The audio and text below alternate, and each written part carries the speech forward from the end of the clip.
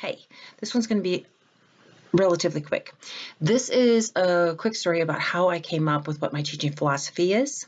It wasn't until my last semester of getting my terminal degree in theater direction that I realized that I had a very clear teaching philosophy. Up until that point, I thought my philosophy was, I just really believe that all students, deserve a chance to experience theater. It was pretty vague, to be honest.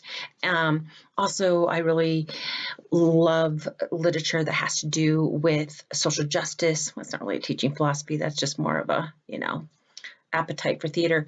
And so what happened was it was my final semester at USD, and my advisor, who didn't like me very much, and I were going through the checklist of all the things we needed to graduate. So we were going through it and to make sure I had, got all the prerequisites and requisites and everything checked off. And he looked at one called viewpointing, which, interesting enough, right, is Anne Bogart. Anne Bogart, the woman who wrote your textbook, also has a theory called viewpointing, which deals with pace and architecture on stage. So he's like, you didn't finish that viewpointing class that you signed up for. And I said, well, that's true, but it's under acting styles.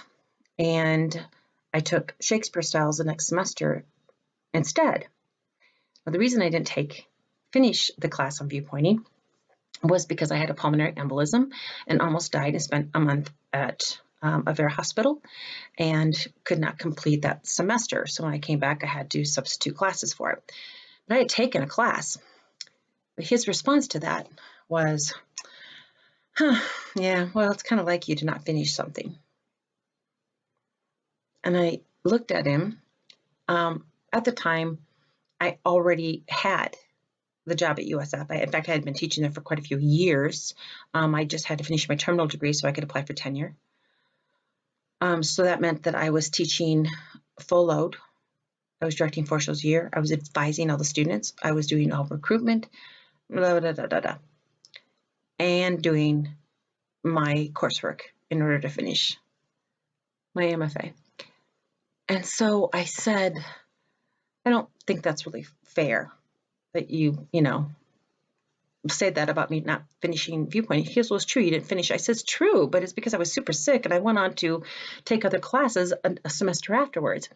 And he just kind of poo-pooed it, of which then I was really snotty. And I said, viewpointing, Anne Bogart, right? She still teaches at NYU and at Columbia, and doesn't she still own her own company, which is called City Company out of New York? And he's like, well, probably. I said, then why would I take it here with someone who has never studied with Anne when I can go actually study with her? And I did, and it was awesome. So me being kind of a snot turned into a really great thing.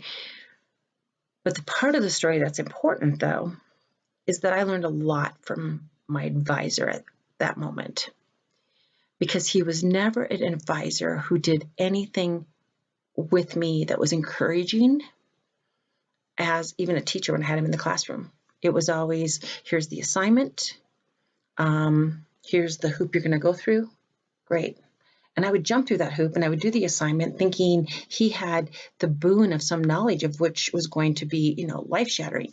Instead, I would just get the students would get another assignment, and the hoop just got a little smaller and a little higher. And we would jump through that and I would be, oh, great, what am I going to learn? And I was learning things along the way, but it was more despite his encouragement, despite his teaching, despite his knowledge as an artist. It was almost like, this is what somebody did to me. They made me jump through higher and smaller hoops throughout my program of study. And so that's what I'm going to do to you. And that's what education looks like. And I think that comes from some type of fear that is just not, in his case, I think was not advantageous. So I decided at that moment what my philosophy would be And I hope we're still doing this, even though we're doing distant learning.